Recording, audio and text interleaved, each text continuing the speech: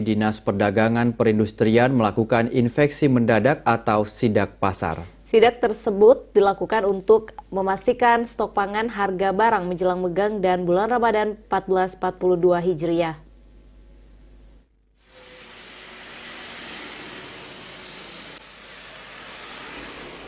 Untuk harga barang terutama bahan pangan untuk rumah tangga di pasar di wilayah Aceh Jaya mulai terjadi kenaikan.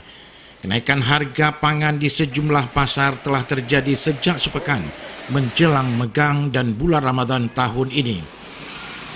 Sehingga untuk memastikan harga barang jelang megang dan Ramadan, petugas Disperinda Aceh Jaya mendapati sejumlah barang komoditi rumah tangga yang mulai merangkak naik, di antaranya harga cabai merah, telur, minyak goreng, bawang merah, bawang putih, dan ikan.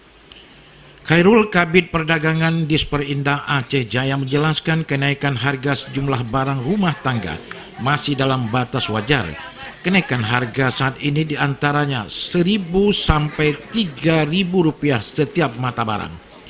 Menurutnya, untuk harga barang pangan di pasar tradisional Aceh Jaya, yakni gula pasir Rp14.000 per kilogram, telur Rp38.000 per papan, cabai merah Rp45.000 per kilogram, cabai rawit Rp55.000 per kilogram, cabai hijau Rp33.000 per kilogram, kentang Rp12.000 per kilogram, bawang putih Rp25.000 per kilogram, bawang merah Rp38.000 per kilogram, bawang bombay Rp25.000 per kilogram, minyak curah Rp14.000 per kilogram, tomat Medan Rp10.000 per kilogram. Tim Liputan TVRI melaporkan.